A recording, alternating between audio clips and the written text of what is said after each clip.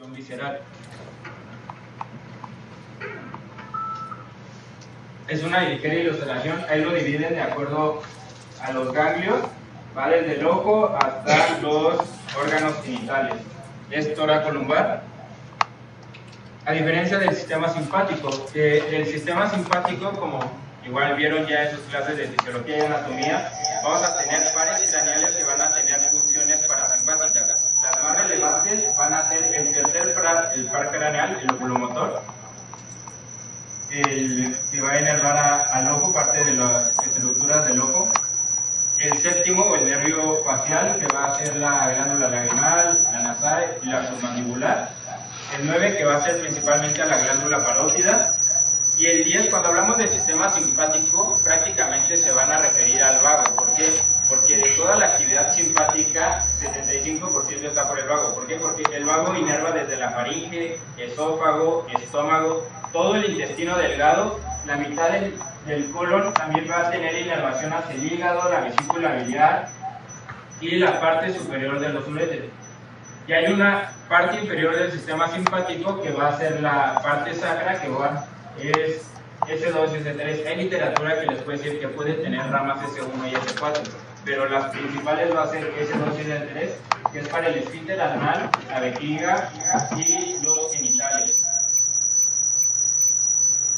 Este es otro diagrama. Si se dan cuenta, si comparan el dibujo con este, todas las ramas y los ganglios están en toda la parte toracolumbar y la parte parasimpática está solamente superior, que puede ser cervical o en el tronco, y en la parte sacra. Esa es una de las diferencias en cuanto a localización.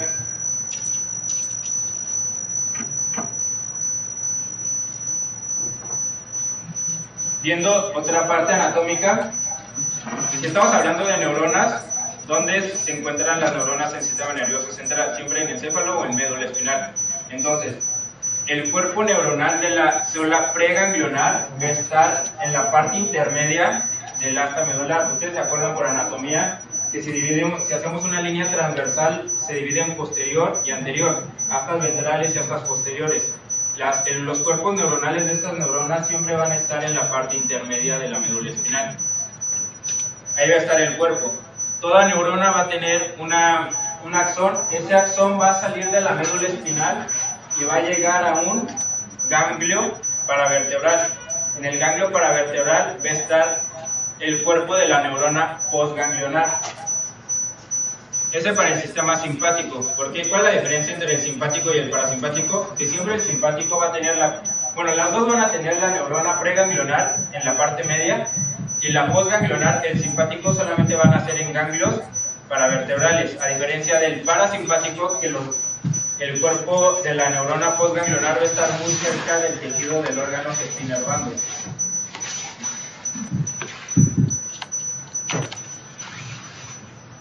Una vez que sale de la médula espinal, igual va con el nervio raquídeo.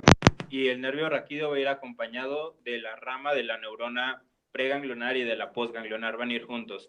Tanto la parte motora, sensitiva y autónoma siempre van juntos en el nervio.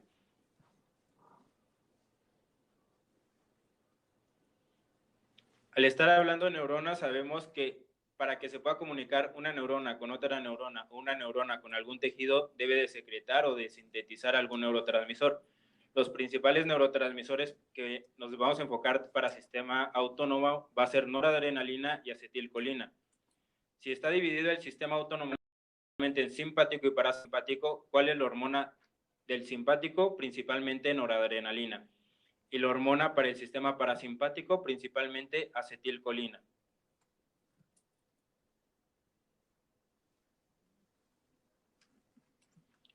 Este es un diagrama donde creo que lo sintetiza muy bien.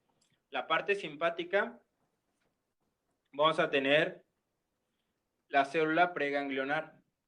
Recuerden, siempre en todas, tanto simpático como parasimpático, las neuronas preganglionares, el cuerpo va a estar en la parte intermedia de la médula espinal.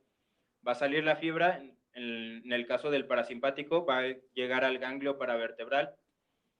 Y siempre todo el neurotransmisor que va a sintetizar la neurona preganglionar, tanto del simpático como del parasimpático, va a ser acetilcolina.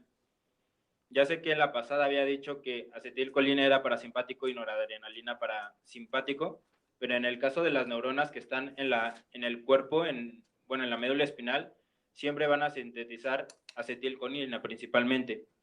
Ahora, ¿de qué depende de que uno sea noradrenalina y acetilcolina? De la neurona postganglionar. En el caso del sistema simpático, la gran mayoría siempre va a sintetizar noradrenalina, y del parasimpático, la postganglionar siempre va a sintetizar en la gran mayoría acetilcolina. Esa es la diferencia. Hay muy pocas excepciones. Hay excepciones en la cual del sistema simpático hay postganglionares que sí sintetizan acetilcolina, y es principalmente para la sudoración. En todo lo demás, siempre noradrenalina para simpático, acetilcolina para parasimpático, solamente en las postganglionares.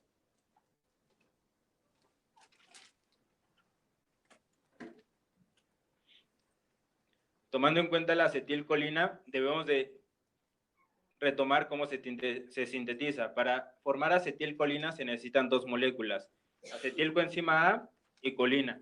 Se necesita una acetiltransferasa y colina, o acetilcolintransferasa, dependiendo de la bibliografía, es el nombre que le dan a la enzima, la cual va a ser la unión de estas dos moléculas y va a crear la acetilcolina. La acetilcolina se va a empaquetar en vesículas, después se va a exocitar y va a actuar en el receptor del tejido donde va dirigido. Una vez que llega al receptor, su vida media va a depender de la enzima acetilcolinesterasa, que siempre está en la hendidura sináptica.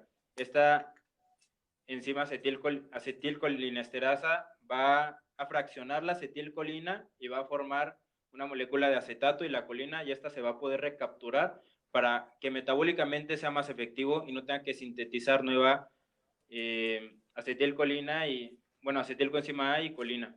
Entonces sale acetilcolina, la acetilcolinesterasa la fracciona para que se pueda recapturar y se pueda seguir empaquetando en las vesículas.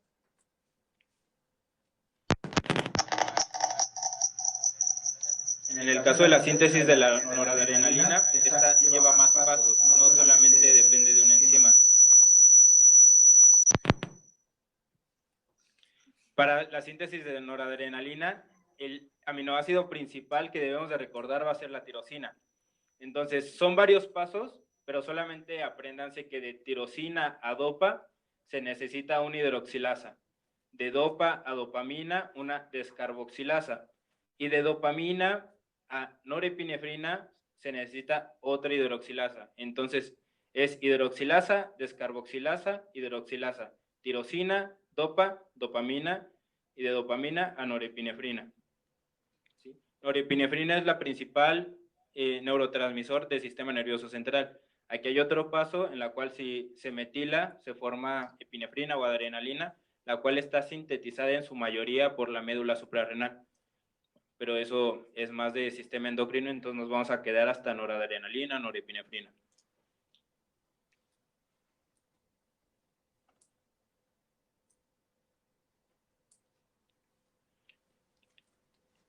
Este sería el esquema ya en un botón terminal. Se va a sintetizar la noradrenalina, tirosina, hidroxilasa, dopa, descarboxilasa, dopamina, y luego se va a empaquetar en una vesícula, se va a exocitar. ¿Y qué pasa? Hay tres formas de ustedes quitar la noradrenalina de esta hendidura sináptica. El 85% se va a recapturar y el resto se puede difundir hacia los tejidos adyacentes, y otra minoría por las enzimas, la COMT y la MAO, que es la monoaminoxidasa y la carbacolo-metiltransferasa, las va a destruir en la hendidura sináptica. Pero el 75% se va a recapturar para que metabólicamente no gaste tanta energía en sintetizar nuevas moléculas.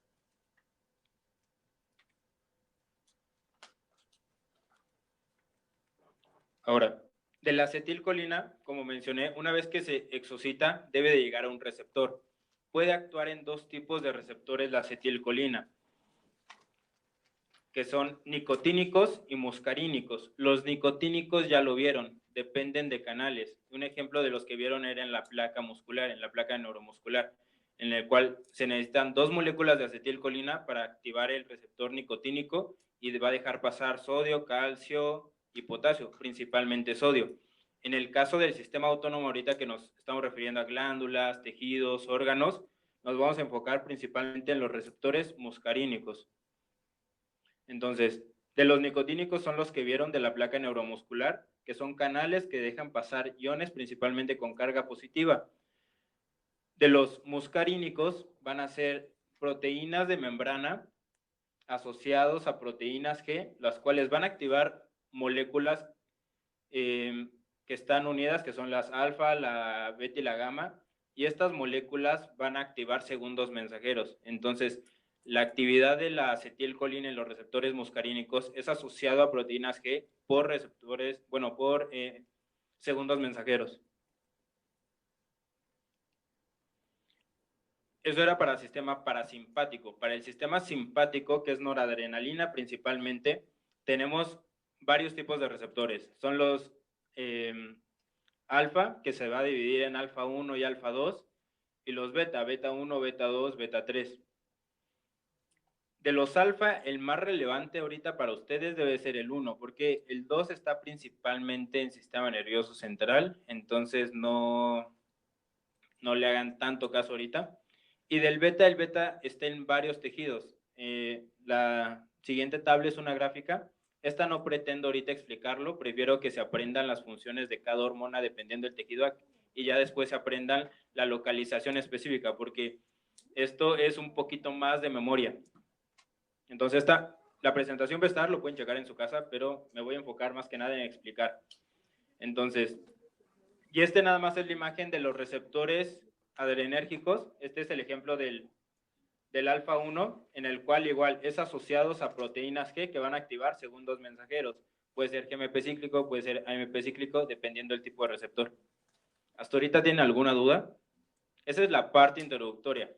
Entonces, para sistema parasimpático, principalmente acetilcolina. Para sistema simpático, noradrenalina. ¿Qué se necesita para noradrenalina? Tirosina. ¿Ok? Entonces, vamos a ver las funciones, que es lo que a veces suelen preguntar en algunos exámenes de qué pasa si se activa el sistema simpático o el parasimpático. Entonces, es lo que me voy a enfocar ahorita. Siempre nos dicen que el sistema simpático es de dolor, huida, escape, ¿cierto o falso?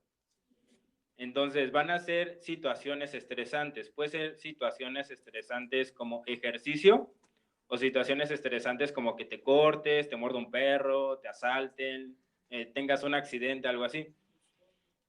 Por eso les pongo, el sistema simpático lo voy a ejemplificar aquí con una persona que está siendo perseguida por un perro. Entonces, en ese caso, ¿cuál se va a activar? ¿Simpático o parasimpático? Simpático, muy bien. Ahora, como todo en medicina, debemos de ser ordenados. Vamos a ir las funciones de la cabeza a los pies. Entonces, la primera parte de las funciones del sistema simpático va a ser en los ojos. Si yo estoy estresado, voy a necesitar que mis ojos capten mucha luz yo para poder ver, o poca luz. Mucha luz. Entonces, si estoy estresado, estoy activando el sistema simpático y necesito captar mucha luz. Entonces voy a hacer midriasis. El sistema simpático va a provocar la midriasis. Y el sistema parasimpático, que es lo contrario, no necesita mucha luz, entonces va a ser miosis. Esto por la contracción de los músculos que, bueno, por las asesorías ya lo vieron en la parte de visual. Ahora, si a mí me está persiguiendo un perro, no creo que en ese momento empiece a salivar para comerme unos tacos, ¿cierto o falso? Entonces, como habíamos visto, parte del sistema simpático inerva a glándulas. Entonces, en las glándulas, el simpático va a haber una disminución de la secreción de todas las glándulas, desde lagrimales, parótida, gástricas, pancreáticas. Si me está persiguiendo un perro, muy difícilmente mi páncreas va a secretar enzimas, que es como si yo me hubiera echado unos tacos o algo así. En cambio, el sistema parasimpático no, va a ser una secreción abundante para que yo pueda digerir todos los alimentos. La otra parte, de los vasos sanguíneos. Una vez que yo estoy ante un evento estresante, voy a hacer vasoconstricción por el sistema parasimpático. Va a haber una redistribución del flujo. Si a mí me está persiguiendo un perro, ¿dónde voy a necesitar más flujo sanguíneo? En los músculos. Entonces, en los músculos va a haber principalmente mayor flujo de sangre. Y en la parte visceral, en la parte de las glándulas, como habíamos visto en la parte del páncreas, el estómago, el intestino, que no lo estoy ocupando porque estoy huyendo, va a haber una disminución del flujo en esas partes. Entonces, hay una redistribución de flujo. Para fines prácticos, el simpático es vasoconstricción y el parasimpático no es que haga lo contrario, simplemente no va a tener un efecto tan relevante en el sistema vascular. Ahora sí, yo creo que todos hemos tenido eventos estresantes y si a mí me espantan, mi corazón empieza a latir muy fuerte. Esto está dado por el sistema simpático y se llama inotropismo y cronotropismo positivo. Ino es de fuerza. Entonces, aumenta la fuerza de contracción. Si aumenta la fuerza de contracción del ventrículo, va a poder sacar mayor cantidad de sangre ese ventrículo. Y crono es aumento de la frecuencia cardíaca. Entonces, va a latir más rápido. Lo normal es de 60 a 100, entonces va a latir a 120. Y el sistema parasimpático, en este caso sí es lo contrario. Va a ser un inotropismo negativo, disminución de la fuerza de contracción, y un cronotropismo negativo, disminución de la frecuencia cardíaca. Yo creo que ustedes han escuchado que en varias arritmias cardíacas hay algo que se llama estimulación vagal. Si yo estimulo el vago es parasimpático. Entonces, si yo tengo una arritmia con más de 120 latidos por minuto y estimulo el vago que secreta acetilcolina, va a ser una disminución de la frecuencia cardíaca. Para eso son las maniobras vagales. Ahora, todo eso de los vasos sanguíneos y el corazón es para yo mandar más flujo, más sangre a mis tejidos. ¿Pero qué lleva la sangre? Oxígeno. Entonces, si me está persiguiendo un perro, yo necesito más oxígeno o menos oxígeno. Más oxígeno. Entonces, de las funciones del sistema simpático va a ser aumentar el diámetro de las vías aéreas, entonces va a ser una broncodilatación para que el volumen de aire que esté entrando a mis pulmones sea mayor comparándolo con el estado basal de la persona. En cambio, el sistema parasimpático va a ser una broncoconstricción.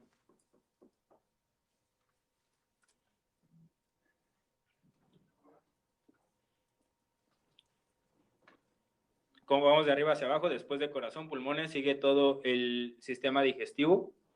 En la parte del sistema digestivo, tanto estómago, intestino delgado, colon, el sistema simpático, si yo estoy ante un evento estresante, dudo mucho que nuestro intestino se ponga a digerir cosas. Entonces, su actividad disminuye, entonces hay una disminución del peristaltismo y hay un aumento de los esfínteres. En ese momento, el píloro se va a contraer y de hecho todos los esfínteres, tanto el anal interno como externo, van a aumentar su contracción porque si estás huyendo del perro muy difícilmente en ese momento te van a dar ganas de ir al baño, así como espérame tantito, voy al baño, ¿no? En cambio, el parasimpático, cuando estás más relajado, va a haber un aumento del peristaltismo, vas a poder digerir los alimentos que acabas de consumir y va a haber una disminución o un tono normal de los esfínteres. Pasa lo mismo con hígado y vesícula. El simpático, si necesitas energía para correr, va a empezar a liberar glucosa y va a relajar la vesícula. En cambio, el parasimpático, si no estás ante un evento estresante, toda la glucosa que tienes en sangre la vas a empezar a poder almacenar, entonces va a haber una síntesis de glucógeno y si está aumentada la actividad intestinal, entonces va a contraer la vesícula para que todas las enzimas que están en la vesícula puedan salir. De la vejiga, como les decía, si estás corriendo no te van a dar ganas de hacer pipí, entonces no va a haber una contracción de la vejiga, va a haber una relajación para que puedas acumular ese volumen y va a haber, ustedes se acuerdan en clase de anatomía de que la parte inferior de la vejiga hay un trígono que es, ahora sí, puro músculo, lo cual está rodeando la uretra, entonces va a haber una contracción de este trígono para que la orina que se está almacenando no pueda vaciarse. Y el parasimpático va a hacer lo contrario, va a contraer la vejiga y al momento, si tú estás contrayendo la vejiga y relajando el trígono, va a ser más fácil expulsar la orina. También También actúa sobre la sangre en el endotelio vascular.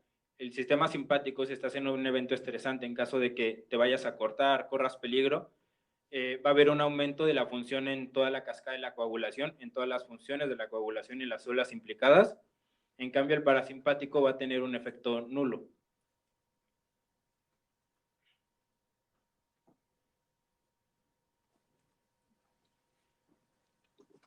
El simpático va a ser lipólisis para generar, bueno, para obtener energía, y el parasimpático igual casi no va a tener efecto. Del parasimpático, lo que les decía, los tipos de receptores beta 1, beta 2, beta 3, principalmente es del lipólisis es el beta 3. ¿Sí? Y ahora, igual cuando revisen la tabla van a ver que para beta 2 es principalmente pulmonar, para beta 1 es principalmente corazón. Pero si se aprenden primero las funciones y luego la localización, va a ser más fácil relacionarlo.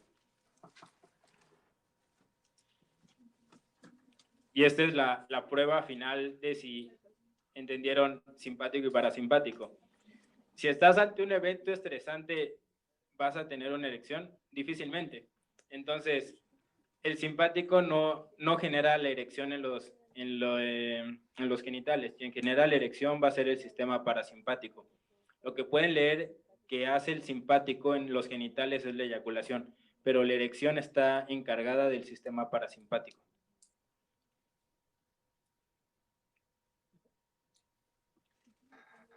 ¿Dudas de sistema autónomo?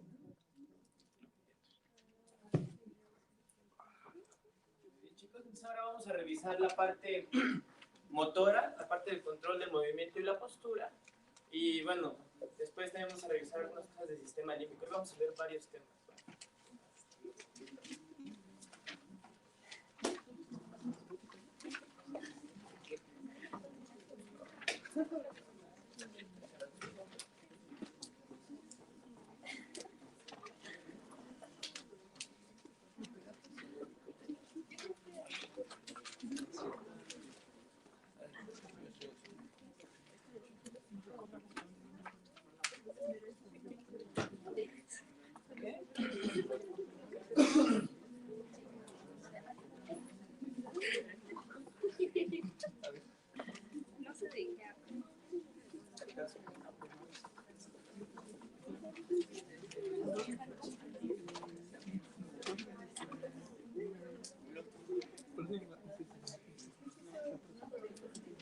Muy bien, chicos, entonces vamos a continuar con la parte del control del movimiento y la postura.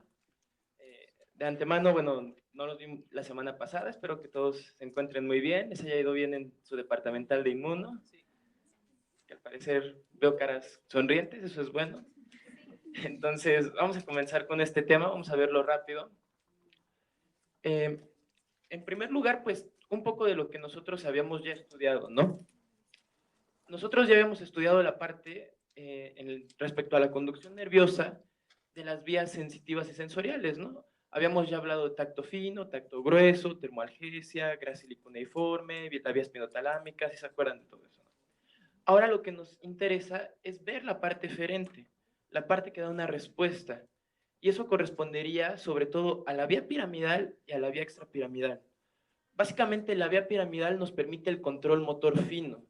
¿Sale? En realidad, junto con la vía piramidal sería la vía también rubroespinal y la vía córtico-vulvar para el movimiento control fino de los músculos de la cabeza.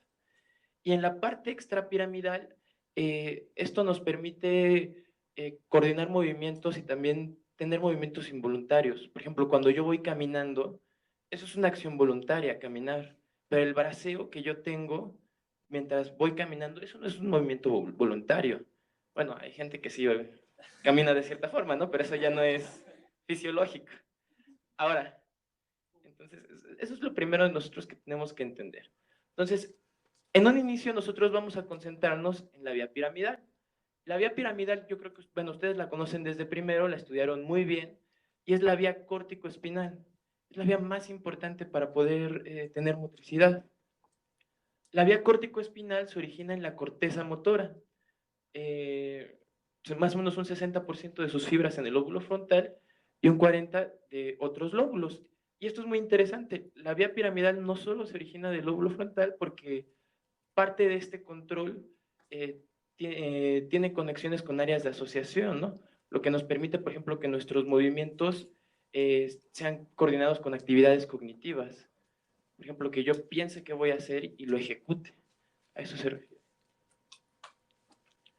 Entonces, algo muy interesante es que, bueno, respecto a la vía piramidal, inclusive sus conexiones, 40% son hacia áreas somatosensitivas, 30% áreas motoras y 30% a la corteza motora primaria, 30% a áreas motoras secundarias, que ahorita vamos a hablar un poquito de ellas. Entonces, esto nada más es un pequeño recuerdo anatómico. La vía piramidal realmente, aquí para fines de fisión, no es tan necesario que se sepan la vía de memoria, pero realmente para la vida sí es importante que conozcan cómo va la vía, ¿no? Entonces, la vía piramidal se origina, ya dijimos, una parte de la corteza motora primaria, inclusive algo interesante es que si ustedes recuerdan, esto es algo que tienen que tener en cuenta cuando hablan de cortezas motoras primarias y secundarias. Ustedes recuerdan las áreas de Brodmann, ¿no? Recuerdan que hay un giro central, ¿no? Y entonces nosotros lo que tenemos adelante de ese giro o atrás puede ser motor o sensitivo. Lo que está en el giro poscentral, ¿qué es? ¿Motor o sensitivo? Sensitivo, ¿no? Que vendrían siendo estas partes, ¿no? Área 1, 2 y 3 de Brodmann. Es la corteza somastética primaria. Ahora, adelante de la cisura central, esta área, el área 4, representaría la corteza motora primaria. Algo muy interesante es que esta área 6 es la corteza motora secundaria. Eso es una corteza que nos permite más integración de movimientos. Ahorita lo vamos a ver.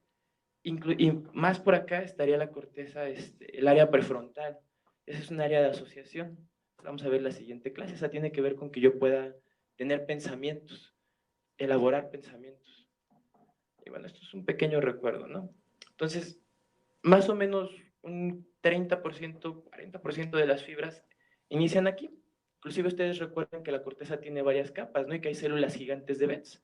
Ahí se originan ahí están los núcleos de las neuronas de la vía piramidal. Ahora, nada más un pequeño recuerdo anatómico.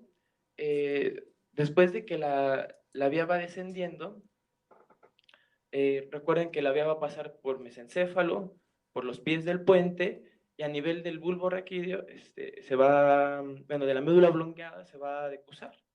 Y el 75% de las fibras decusan. Eso es primordial, porque eso quiere decir que el control en mi cuerpo derecho es del hemisferio cerebral izquierdo. ¿Sale? Eso siempre es importante. Y eso es hasta como para la vida algo que tienen que tener muy en cuenta, ¿no? Algo muy interesante es que, bueno, muchas fibras tienen un diámetro chiquito y sirven para conducciones tónicas. Y todas las fibras que salen de las células de Betz en la corteza cerebral son fibras mielínicas, ¿no? Entonces permiten que tengan una conducción veloz. ¿Sale? Entonces esto es parte de lo que les decía. De la corteza, la vía piramidal va descendiendo por la cápsula interna, eso está muy cerca del tálamo, si lo recuerdan, y después pasa por el tercio medio de los pies del pedúnculo cerebral, por la protuberancia y en el bulbo raquídeo decusan. Más o menos un cuarto de las fibras no decusan, pero casi la gran parte de las fibras sí. Ahora, esto es lo que ya les había explicado. Ahora, algo interesante es que parte de esta vía y del control de los movimientos que yo puedo ejercer no solamente tienen que ver con un área motora primaria, sino también con un área motora suplementaria o secundaria. ¿Se acuerdan que habíamos visto que también estaba el área 6 de Brodmann? Ahora, ¿para qué me sirven estas áreas? De hecho, algo muy interesante es, antes de que me vaya al área secundaria, ustedes recuerden también que en la corteza motora primaria hay una delimitación muy específica, de modo que en las zonas más mediales se encuentra el control de la cara, expresiones faciales, y en las zonas más laterales el control de las partes distales del cuerpo, de las extremidades, de las manos, de los pies. De hecho, esto es algo que desde primero conocen. Es algo que se conoce como el homúnculo de Penfield, ¿no?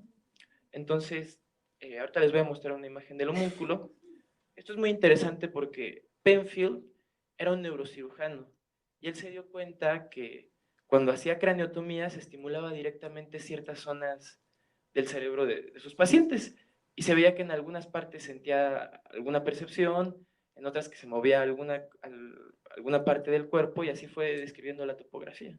Está suena un poco sádico, pero así sucedió y pues ahora es muy recordado. Todas estas partes del área suplementaria son muy importantes, chicos. Entonces, esto es parte de lo que les decía. Recuerden, o sea, a nivel más medial, la cara, a nivel más lateral, el cuerpo. De hecho, eso es algo muy interesante porque eso lo pueden relacionar también con la irrigación. Por ejemplo, a zonas más laterales lo irriga la cerebral media, ¿no? Entonces, algo muy interesante es que si ustedes ven, por ejemplo, una persona que tiene un evento vascular cerebral, donde el déficit motor, sobre todo es manos y pies, pueden pensar hasta la topografía de cuál es la arteria que tiene obstrucción y la que es lo que la gente conoce como un infarto cerebral, ¿no? Lo van a ver muy bien cuando vayan en tercerito. Por ejemplo, si la persona además de eso también tiene parálisis facial o tiene comprometidos territorios más faciales, pueden pensar que a lo mejor ahí es la cerebral anterior, otras arterias. Eso no se los van a preguntar aquí en fisio, pero eso es importante para la vida, chicos. Ahora, este es el homúnculo que les comentaba, y de hecho, ustedes pueden relacionar muy bien el homúnculo con con la irrigación, sale con el polígono de... Ahora, respecto al área premotora, esta área premotora es muy importante porque sirve para planificar el movimiento. O sea, el área motora primaria me permite ejecutar el movimiento, pero la planificación, esa tiene que ver más con una zona secundaria. Y casi siempre cuando ustedes encuentren cortezas secundarias, por ejemplo, corteza motora primaria, corteza motora secundaria, igual, suma estética primaria y secundaria. Las secundarias son más complejas, reciben más aferencias, reciben información de más partes de distintos lóbulos cerebrales. Y entonces eso tiene que ver con funciones evolutivas más desarrolladas. Por ejemplo, en este caso, nos ayuda sobre todo a planificar el movimiento, ¿sale? Inclusive la información visual de localizar dónde está un objeto. Eso tiene que ver también con la planeación, ¿no? Si yo sé que voy a agarrar este controlcito, yo tengo que ubicar las coordenadas espaciales del controlcito, ¿no? Y ya eso activa a la corteza motora primaria para ejecutar el movimiento. ¿Sale? Eso es sencillo de entender. ¿Sale? Entonces, tiene que ver esta área motora suplementaria con la realización de movimientos complejos y precisos. También eso es algo interesante, nos permite movimientos más finos, por así decirlo. Y bueno, inclusive, esta es una imagen, parece que la pueden encontrar en Guyton. Pueden ustedes delimitar la topografía exacta a nivel cerebral de cada acción que podemos nosotros realizar. Por ejemplo, deglución, masticación, que todo esto, si se dan cuenta, estos son movimientos más burdos, ¿no? ¿Y dónde están? En el área 4 de Brodmann, la corteza motora primaria. Pero ahora, rotación, habilidades manuales que implican más destreza, eh, movimientos oculares contralaterales, todo esto está en las áreas motoras suplementarias, en el área 6 de Brodmann, ¿sale? Es algo padre porque pues muchos ubican la topografía cuando vienen de anatomía, pero lo importante es saber la función, ¿no? Lo importante es saber para qué sirve.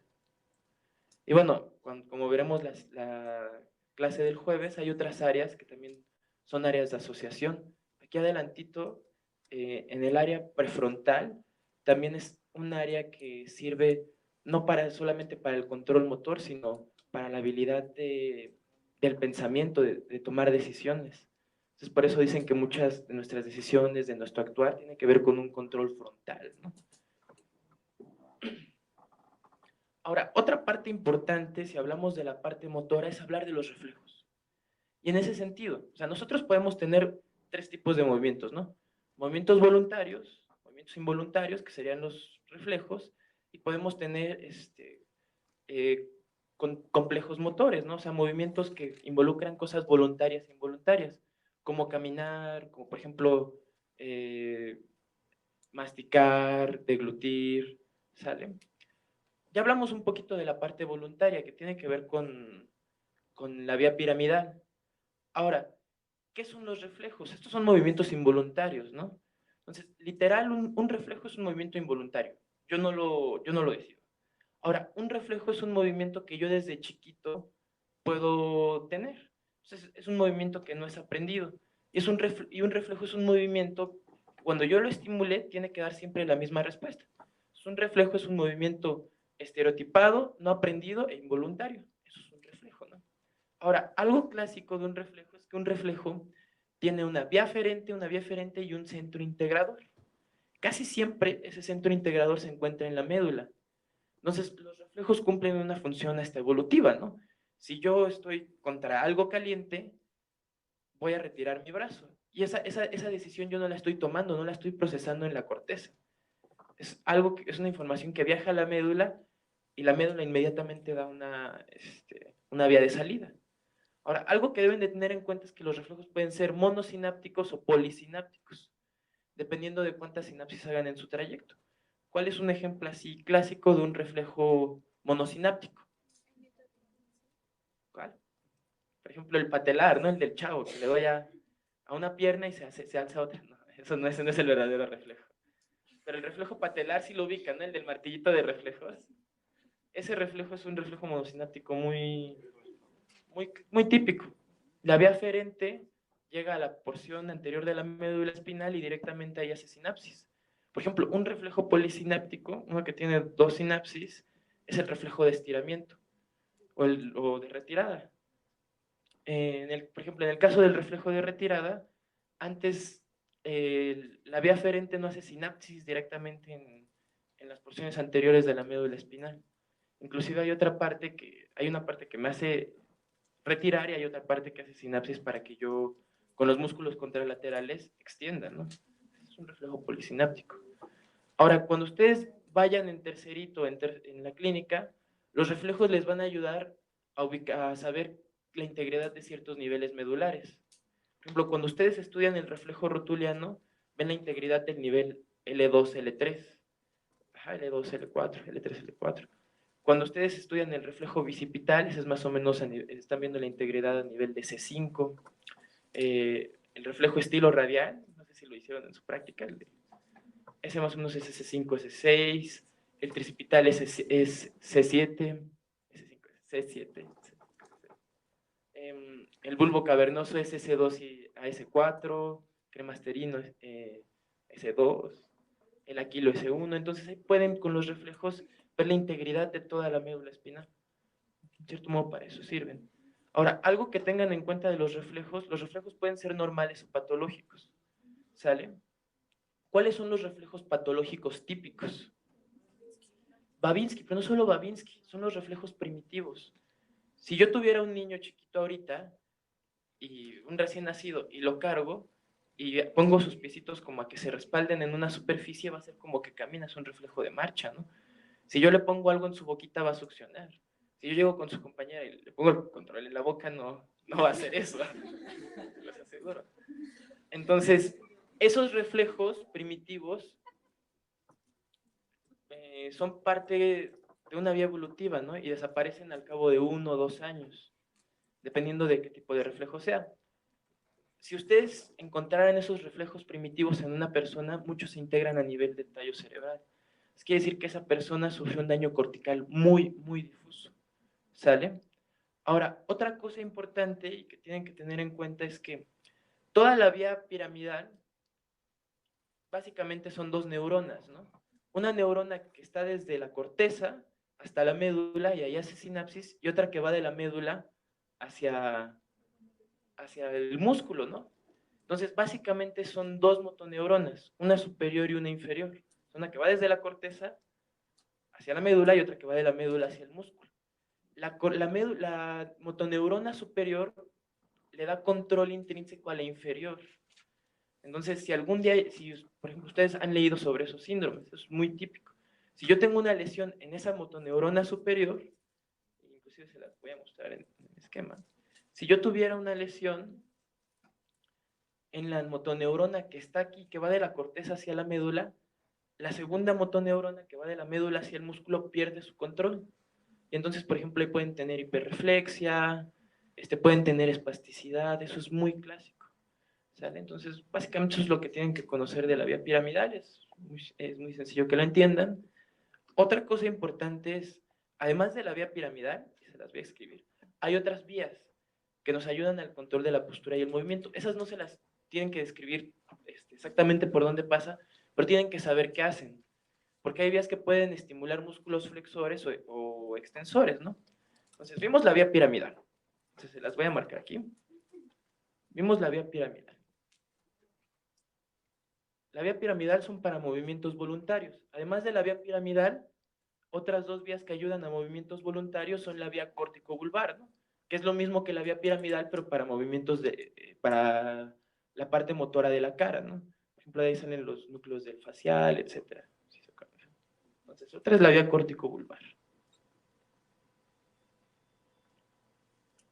Hay otra vía que nos ayuda a poder tener control de todo esto, y esa es la vía rubroespinal. ¿Sale? ¿Qué hace la vía rubroespinal, chicos? Y de hecho, ¿por qué se llama rubroespinal? ¿Cuáles son los núcleos más importantes ahí? Los núcleos rojos, ¿no? A nivel del mesencéfalo. De hecho, por eso es rubroespinal, ¿no? Que literal en el mesencéfalo esos núcleos se ven color rojo. Si ustedes lo toman en una fotografía histológica, así lo verían. ¿Qué hace la vía rubroespinal? La vía rubroespinal estimula a los flexores e inhibe a los extensores, ¿sí? Entonces, estimula a los flexores e inhibe a los extensores. Eso es muy importante porque de alguna manera esto le ayuda a dar control a la vía cortical. De modo que, por ejemplo, si yo tuviera una lesión que está arriba del mesencéfalo, que respeta esos núcleos rojos, ¿qué es lo que va a ocurrir? Esa persona a lo mejor puede tener muy estimulada la vía. Si yo tuviera una lesión cortical, entonces va a tener una postura de flexión, de decorticación, ¿sale? Va a tener una postura así como fetito. ¿Qué pasará si yo tuviera una lesión abajo del mesencéfalo, o sea, a nivel de todo el tallo cerebral, en algún punto del tallo cerebral? Entonces yo tendría una lesión abajo de los núcleos rojos. Y entonces ahí ya no estaría ejerciendo su función de estimular a los flexores, ¿no? Entonces, ¿yo qué tendría ahí? Una postura de descerebración, de extensión, que de hecho eso es peor, ¿no? Entonces, cualquiera de las dos, inclusive si ustedes van por la calle y vieron que a alguien lo atropellan, eso es común que las personas tomen posturas de decorticación o de descerebración si tuvieron un traumatismo craneoencefálico, ¿sale? De hecho, hasta eso es una parte del Glasgow. Y ese es el fundamento fisiológico.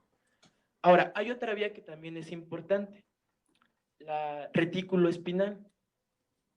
¿Qué es lo que hace la vía retículo espinal? La vía retículo espinal nos ayuda sobre todo al tono, ¿sale? Y si nos ayuda a mantener el tono, entonces, ¿qué va a hacer? Lo contrario de la rubro espinal. En este caso, va a estimular a los extensores y va a inhibir a los flexores. Y si estimula a los músculos extensores, va a permitir que yo mantenga un tono, una postura, ¿sale? Hay otras vías que también deberían de tomar en cuenta, la vía vestíbulo espinal. Y esa vía pues tiene que ver con el equilibrio, ¿no? Y también con el tono muscular. De hecho, la vía vestíbulo espinal hay quienes dicen que hace también lo mismo, que actúa en sinergia con la retículo espinal, que estimula a los extensores e inhibe a los flexores. Y otra vía importante es la vía tectoespinal. Tectoespinal. ¿Para qué me sirve la vía tectoespinal? Esa sobre todo me ayuda a controlar los movimientos de la cabeza y el cuello, ¿sale? Entonces, de algún modo, también eso me ayuda a mantener el tono, ¿no? Porque mucha de mi posición en los conductos semicirculares depende de dónde se encuentra mi cabeza, ¿no? Para poder mantener un buen equilibrio. Eso ayuda al tono de la cabeza y el cuello. Ahora, la más importante, bueno, o sea, la más preguntada de esas, pues la vía piramidal, ¿sale? Entonces, básicamente con que sepan, bueno, a lo mejor ahorita suena muy sencillo, pero llegas a tercerito y se te olvidan esas cosas, ¿no? Entonces, no se les olviden esas funciones de las vías. Ahora, ya evaluamos las partes de las vías. ¿Qué nos faltaría evaluar? ¿Qué más nos ayuda a poder tener un buen control motor? El cerebelo y ganglios de la base, ¿sale? Eso es muy importante, entonces les voy a dar los puntos clave de eso. Entonces, para un funcionamiento motor normal, también es importante el cerebelo, ganglios de la base. Entonces, a grandes rasgos, así, a grosso modo, cerebelo, ¿para qué me ayuda? Coordinación temporal de actividades motoras. El cerebelo me ayuda a que mis movimientos puedan ser más finos, que puedan estar bien coordinados. Un paso suave y rápido entre los movimientos musculares, regula inclusive la intensidad de la contracción muscular y todo esto lo logra porque controla las interacciones entre agonistas y antagonistas. De hecho, algo muy interesante es que si yo le pidiera a alguno de ustedes que tocara con su dedo índice la punta de su nariz y después que tocara mi señalador y que lo hiciera rápido, lo podría hacer. Podría regular eso de manera muy veloz, porque el cerebelo es lo que te permite como decir hasta qué tanto se tiene que mover un músculo flexor o un extensor. O sea, te permite regular esa sinergia del movimiento. ¿Sale? Ahora, los ganglios de la base, por otro lado, me sirven para planificar y controlar patrones complejos de movimiento muscular. Esos patrones complejos de movimiento muscular son los que les comentaba, o sea, son movimientos que involucran una función voluntaria e involuntaria. Por ejemplo, si yo quisiera anotar una canasta de baloncesto, que soy malísimo, pero si quisiera intentarlo, no lo podría hacer si no tuviera una buena integridad de los ganglios de la base. ¿Sale, chicos? Entonces, los ganglios de la base regulan la intensidad de cada movimiento, la dirección y la ordenación de movimientos paralelos. Ahorita vamos a ver un poquito de las lesiones de cada uno de ellos. En el caso del cerebelo, algo que probablemente muchos de ustedes han vivido, ¿cómo yo podría tener un síndrome cerebeloso? ¿Cómo podría saber que alguien no tiene una función cerebelosa adecuada? ¿Cuál es un ejemplo típico de alguien que no tiene una función cerebelosa adecuada? Un borracho. Borracho, ¿no? Alguien que aumenta el área de sustentación, que sus movimientos se vuelven incoordinados, y sobre todo al inicio, cuando en las primeras etapas de estar borracho, son movimientos burdos, ¿no? Y después finos. Eso tiene que ver por la afección que le estás dando al cerebelo. ¿Sale? Entonces el cerebelo recibe información y manda inmediatamente una vía de salida con la secuencia deseada de contracciones musculares. Y entonces va haciendo como que siempre ese movimiento de contraste, ¿no? Ahora, algo importante es ver la anatomía del cerebelo. El cerebelo nosotros lo podemos dividir en un lóbulo anterior, en un lóbulo posterior y en el lóbulo floculonodular. De hecho, este lóbulo floculonodular, este chiquito, es el más antiguo filogenéticamente hablando. ¿Sale? Ahora, si yo viera un corte lateral del cerebelo, yo tendría esto. Yo tendría aquí abajito el lóbulo floculonodular, en medio del cerebelo una estructura que se llama vermis. Ahora, a los lados unas zonas intermedias y en las porciones laterales yo tendría, pues sí, para las partes laterales del cerebelo. Cada una de estas zonas es más desarrollada filogenéticamente hablando que otra y cumplen funciones distintas. El lóbulo floculonodular es a lo que muchas veces le conocen como el arquicerebelo, ¿no? La parte más filogenéticamente antigua. ¿Y para qué me sirve? Lóbulo floculonodular y arquicerebelo, sobre todo para el control vestibular, ¿no? Para el control de la postura, ¿sale? Ahora, el cerebelo me ayuda al control de la postura. También me ayuda a movimientos motores finos. El vermis, esta parte del vermis que está en el centro, me va a dar el control del movimiento de las porciones más proximales del esqueleto axial, ¿sale? Entonces me va a dar el control del esqueleto axial, cuello y de parte de las porciones proximales de las extremidades. Las zonas intermedias, estas zonas intermedias que están al lado del vermis cada una, también me ayudan al control de los movimientos musculares, pero en este caso es de la musculatura distal, ¿sale? Eso sí puede, bueno, yo les recomiendo que lo entiendan bien porque se los pueden preguntar. ¿Para qué sirve, no sé, la zona intermedia del cerebelo? Control de la musculatura proximal, de la musculatura distal, de la postura, para control cognitivo, ¿no? O sea, es algo que tendrían que entender. Ahora, estas partes del vermis y de la zona intermedia, lo que algunos conocen como espinocerebelo, ¿no? Que ya es un poco más desarrollado, me ayuda a movimientos más desarrollados. Y ahora, en la zona lateral, esta zona, el hemisferio lateral del cerebelo, es la zona filogenéticamente más reciente. Entonces es la más desarrollada, ¿no? ¿Para qué me ayuda esta? El cerebelo recibe también conexiones de todos los lóbulos, ¿no? Casi de todas las zonas del cerebro. Entonces, dijimos que el cerebelo es el que va dando la sinergia de decir qué tanto sí, qué tanto no de un movimiento. Ahora, eso evidentemente también tiene que tener un control cognitivo, ¿no? De decir, yo me quiero mover de esta forma. Entonces, ese control cognitivo de áreas más complejas que tienen que ver con el desarrollo del pensamiento, llegan ahí, al lóbulo, pues, a las partes laterales del cerebelo. Para eso sirven. Es básicamente el control cognitivo de los movimientos. Y es a lo que muchos conocen como el neocerebelo. Es algo interesante, ¿no? Y bueno, aquí se me olvidó esto.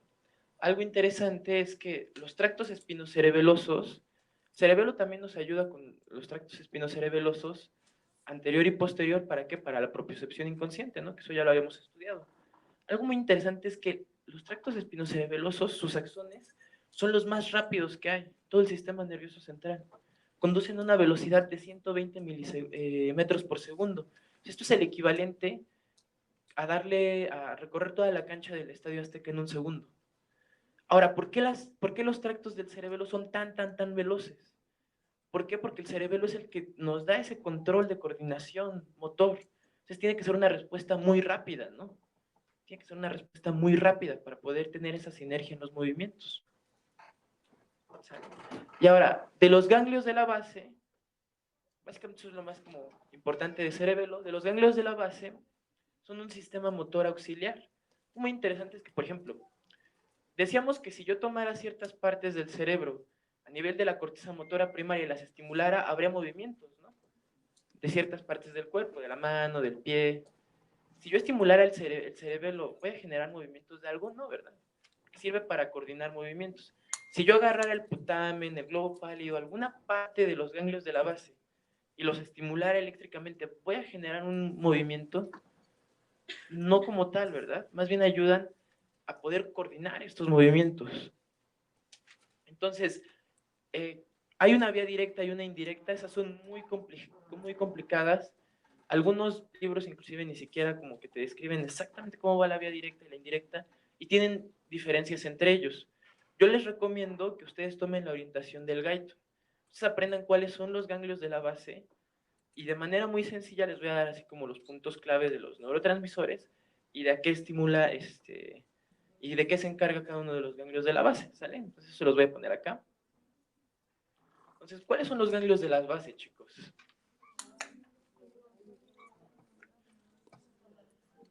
El globo pálido, ajá. Globo pálido, el putamen, ¿cuál otro, chicos?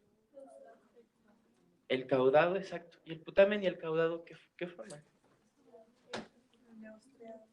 El estriado. Sí, exacto, el estriado. Ahora, nos falta otro. Globo pálido, putamen, caudado, el núcleo subtalámico, otro, núcleo subtalámico. ¿Y cuál otro nos faltaría? La sustancia negra, ¿no? La sustancia negra, a nivel del mesencéfalo, ¿no?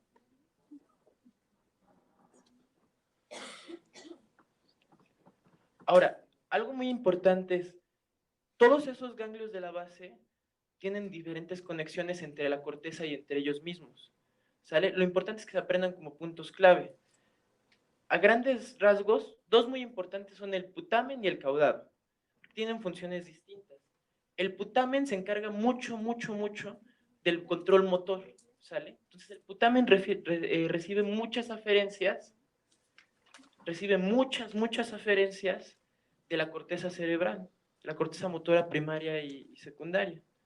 Y entonces sirve para poder coordinar movimientos. Entonces, el putamen sobre todo es para eso.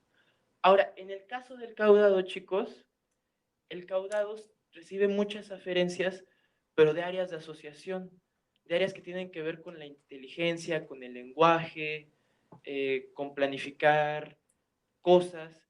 Entonces, quiere decir que el caudado también nos ayuda a esta parte, ¿no? De un control cognitivo, es lo que le llaman como control motor cognitivo.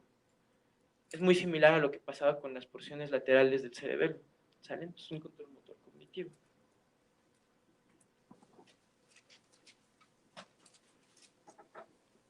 Ahora, muchas cosas reciben aferencias o dan eferencias hacia el caudado y hacia el globo pálido. Entonces, a grandes rasgos, así, puntos muy claves. O sea, no les voy a describir toda la vía, pero sí como lo más importante. De la corteza hay una pequeña vía que les estoy poniendo en rojo que da eferencias hacia el putamen y hacia el caudado. ¿Sale? Ahora, esa vía que da eferencias de la corteza hacia el putamen y el caudado casi siempre utiliza como neurotransmisor la acetilcolina. Ahora, hay otra vía, chicos, que les voy a poner en azul, que da eferencias desde la sustancia negra a nivel del mesencéfalo, ¿hacia dónde? Hacia estos dos, hacia el caudado y hacia el putamen, ¿sale? Ahora, esa vía casi siempre, ¿qué neurotransmisor utiliza? Dopamina. Ajá, lo voy a poner aquí.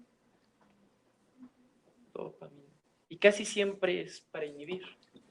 Porque sí suena lógico, ¿no? O sea, dijimos que el putamen sirve para el control motor, entonces hay una parte que lo estimula de la corteza hacia el putamen y hay otra parte que le ayuda a regularlo, ¿no? Que lo inhibe, que le dice, oye, baja tantito tu movimiento, baja la frecuencia de disparo, ya no generes tantos potenciales de acción, ¿sí se entiende? Entonces, es muy, muy interesante. Ahora, hay otra vía que va desde el putamen y el caudado hacia el globo pálido y hacia la corteza, y yo se las voy a poner esa en negro. Hay otra vía que va desde el putamen y el globo pálido, desde el putamen y el caudado hacia el globo pálido y hacia la corteza, ¿sale? Esa vía, sobre todo, utiliza GABA. Entonces es una vía como es un circuito de retroalimentación, ¿no? Porque va una vía de la corteza hacia el putamen y el caudado, y otra del putamen y el caudado hacia el globo pálido y la corteza, y esa otra vez le regresa retroalimentación, ¿no?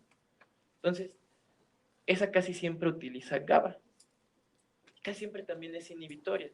Muchos de estos neurotransmisores, es que la mayoría son inhibitorios. Son inhibitorios. ¿Y por qué son inhibitorios? Porque, por ejemplo, si yo inhibo aquí esto, entonces voy a estar inhibiendo la excitación que le está dando la corteza hacia los ganglios de la base, ¿no? Entonces, si inhibo, por ejemplo, esa excitación, va a haber un circuito a través de reentrada hacia la corteza que a lo mejor va a estar inhibiendo esa excitación, ¿sabes? Es algo muy complejo, pero apréndanse estos puntos claves. Casi todos son inhibitorios, es como inhibir la inhibición. Solo hay un núcleo que es completamente excitador y que utiliza un neurotransmisor excitador. Y eso es muy característico, y ese es el núcleo subtalámico, ¿sale? O sea, el núcleo subtalámico es excitador, es el único de los ganglios de la base excitador, y utiliza glutamato, ¿sale?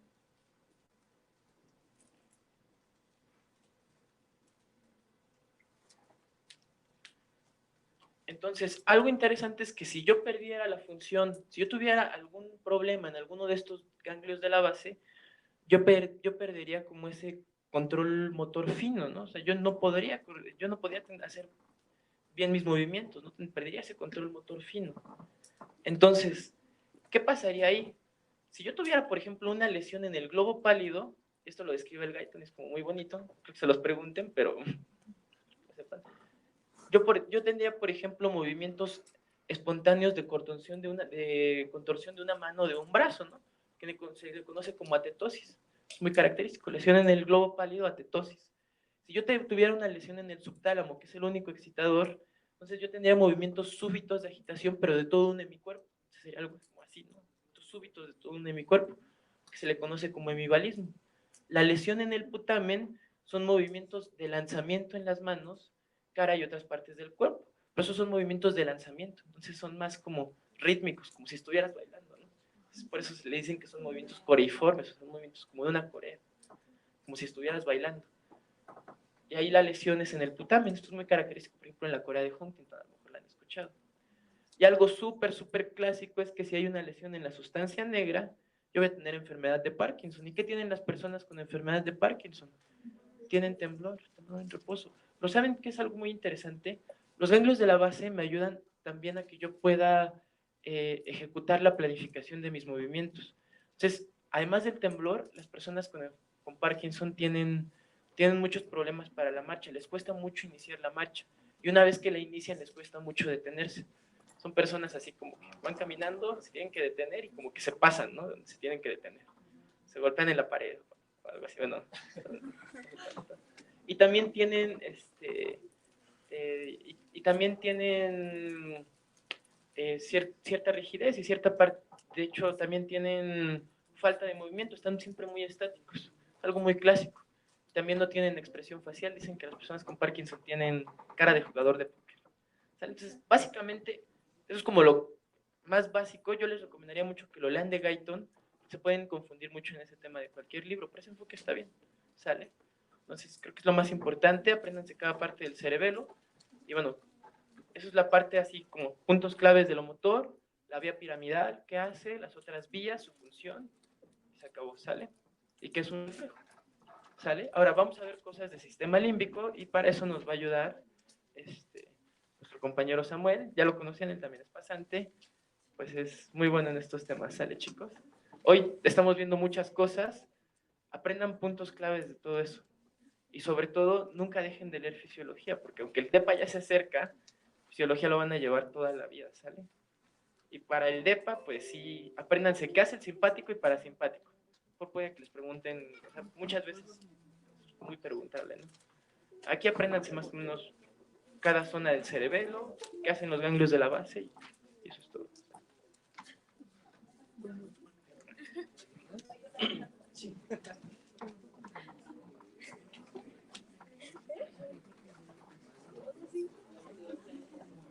Hola, buenos días. Perdonen mi voz, estoy un poco ronco, pero vamos a hablar un poquito del sistema límbico, la amígdala, el núcleo accumbens, el área tegmental ventral. Son temas un poco avanzados, pero nosotros nos vamos a quedar hasta la parte fisiológica y la que competiría un poquito a lo que ustedes tienen que saber tanto para su examen departamental como para su vida diaria como médicos, ¿ok? Vamos a comenzar tantito con un poquito de historia. El sistema límbico, ideado inicialmente por Broca, más o menos ahí del 1878, y hace referencia a varias estructuras que están alrededor o en borde o en anillo al tallo cerebral. Por eso es límbico, es el limbo entre el tallo cerebral y lo que es el diencéfalo y la corteza cerebral. Como se podrán dar cuenta, no es tan fácil ver este anillo, pero algunos pueden referir que en donde termina el mesencéfalo se forma este anillo con diversas estructuras. Vamos a ir viendo cada una de ellas y les voy a dar los puntos específicos de las estructuras, porque eso es lo que se tienen que llevar al final del día. Si ustedes ya leyeron un poquito de sistema límbico, se darán cuenta que muchos autores se pueden extender demasiado, porque las investigaciones respecto al sistema límbico son muy recientes. O sea, desde 1878 fue cuando se descubrió, hace menos de 200 años, o hace más o menos 200 años. Entonces es un poco complejo, porque todavía no se han descrito todas las funciones. Estas son las áreas que vamos a ver con mayor detalle. Y vamos a empezar con el lóbulo límbico. Bueno, primero, ¿para qué nos sirve el sistema límbico? El sistema límbico tiene, o lo podemos poner así como fácilmente, en tres funciones esenciales. La autopreservación del organismo, y esto porque está relacionado con la alimentación, la lucha, la fuga y algunas otras funciones que básicamente son reflejas a diferentes estímulos. La preservación de la especie, el apareamiento, los cuidados de la cría, y algo que también no puse ahí, pero está muy relacionado, son las emociones. Y por último, los mecanismos cerebrales para la memoria. En las clases subsiguientes, cuando vean memoria con mayor detalle, van a ver cómo se formula todas estas partes de la memoria, pero en general, la parte inicial es del sistema límbico. Ahora bien, el lóbulo límbico, las estructuras que tienen que recordar que forman parte de este lóbulo límbico son el giro subcalloso, el giro del cíngulo, el istmo del giro del cíngulo, el giro parahipocámpico y el uncus. No creo, porque no es anatomía, que pregunten qué estructuras forman el lóbulo límbico, solamente tienen que saberlo. Sin embargo, los más importantes que ustedes tienen que recordar, al menos en el lóbulo límbico, es el giro del cíngulo, el giro parahipocámpico y el uncus, puesto que son las estructuras más grandes y que tienen más cantidad de neuronas que participan en la formación de la memoria. Vamos a comenzar con la formación hipocampal. La formación hipocampal, un segundo. Bueno, justamente la formación hipocampal está en el lóbulo temporal y si pueden seguir esta parte, vean cómo aquí parece una C enrollada, o una S enrollada, algunos lo refieren, pero esto es lo que estamos viendo, cómo viene desde aquí el lóbulo parahipocampal y gira. ¿Qué es lo importante? La formación hipocampal tiene 3 estructuras que lo conforman. La primera es el hipocampo, que es lo más grande, que podrán darse cuenta que es todo esto amarillo. El giro dentado, que es esta porción muy pequeña que aparece aquí en morado, y el subículo, que lo vamos a ver más adelante, porque esa es una estructura súper pequeña, y de hecho algunos libros, hasta hace, no sé, unos 10 años, empiezan a mencionarla, porque solo consideraban al giro hipocampal como el hipocampo y el giro dentado. El hipocampo, básicamente, está relacionado con la conversión de la memoria reciente a memoria de largo plazo. Como se podrán dar cuenta en lo que les enseñé, esta parte azul, que tiene forma de C, más o menos, es lo que se conoce como el hipocampo. Y obviamente está en relación estrecha con el giro dentado y cuando se juntan estos dicen que se forma una forma en S. No sé si ustedes se podrán dar cuenta de esta porción. Aquí está el hipocampo, es aquí hasta donde está C4 y este es el giro dentado, que es la parte azul. Algunos dicen que cuando se conjuntan estos, pues ya aparece una forma de S. Algunos otros se confunden con toda la parte del subículo y el giro parahipocámpico y dicen que esta es la forma de S. Pero la forma de S solamente está en esta pequeña porción. Y aquí, como les mencioné, el subículo es una estructura que se continúa del hipocampo. ¿Y cuál es la parte más importante que ustedes tienen que saber? Son esto. El hipocampo, a diferencia de la corteza cerebral, no tiene las 6 capas que nosotros ya conocemos clásicamente, sino únicamente tiene 3 tipos de capas. Una capa molecular, que es más profunda, una de células piramidales y por último una capa polimorfa. Y es súper importante porque esta se cree que es una de las estructuras más antiguas que existen, pero que le han ayudado a todos los mamíferos al menos a consolidar la mayoría de sus recuerdos, porque como sabrán, hay algunas especies que aun cuando no tienen un lenguaje, sí tienen algún tipo de comportamiento característico, como por ejemplo los monos, para la reproducción, para los actos dominantes, en los cuales se cree que el hipocampo es el principal implicado en estos. Y ahora bien, lo que les interesa a ustedes clínicamente es esto. Hace mucho, cuando se describe el hipocampo, alguien habla de los cuerpos de Amón, Amón un dios egipcio, que dice que esto tiene cuerpos de Amón, que es como de un becerro, por eso se les denominó así.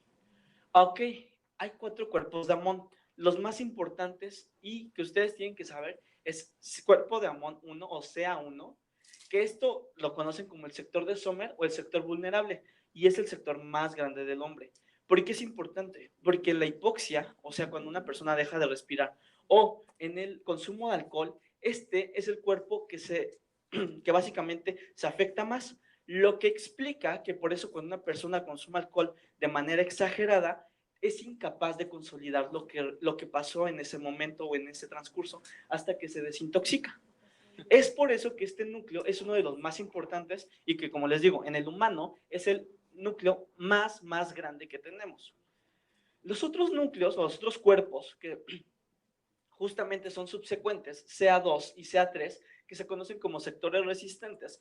Estos sectores se llaman resistentes justamente porque ni la hipoxia ni el alcohol les hacen tanto daño como le hacen daño al CA1.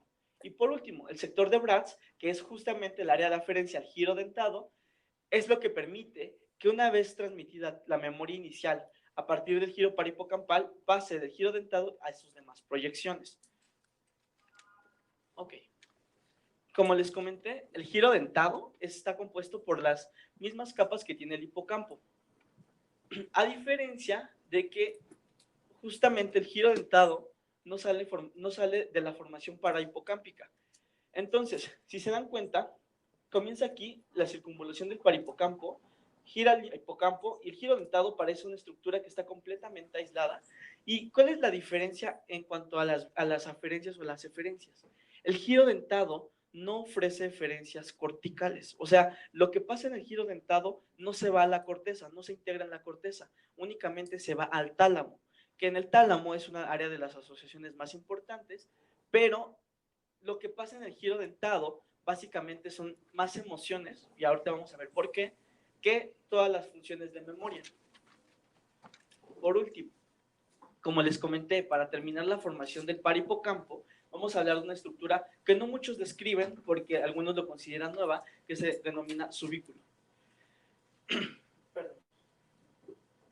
Aquí, ¿qué es lo importante? El subículo da axones o da eferencias, al igual que el hipocampo, y si lo pueden ubicar aquí en esta región, únicamente da proyecciones a las circunvoluciones de la corteza entorrinal y la circunvolución angular.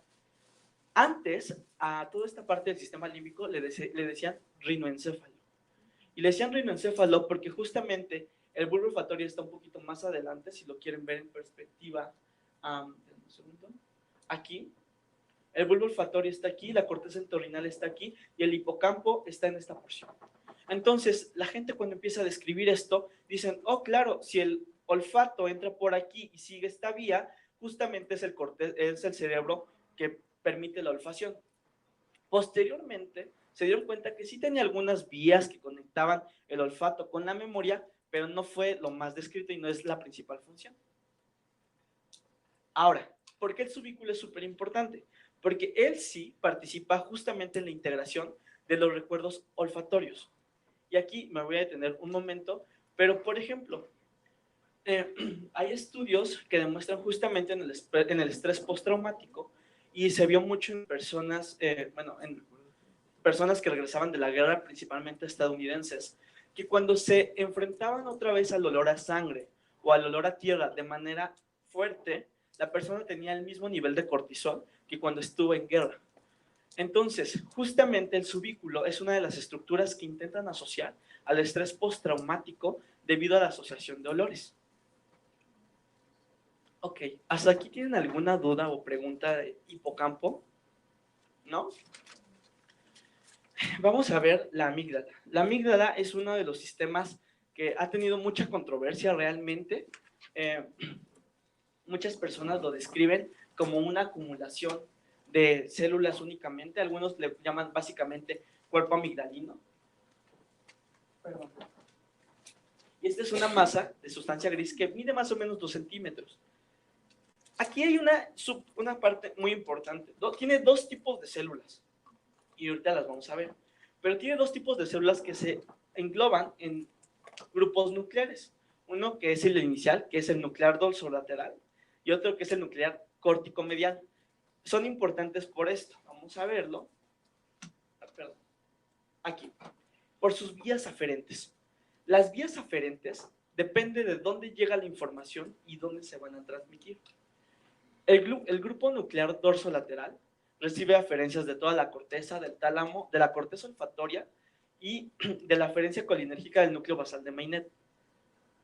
Básicamente, el primer grupo de la amígdala lo que hace es recordar o es asimilar toda la información sensitiva que le llega ahí. Y ahorita vamos a ver un poquito más, pero el siguiente grupo, que es el córtico medial, recibe afluencias del bulbo olfatorio, tálamo, hipotálamo, área septal y los grupos nucleares del tallo cerebral.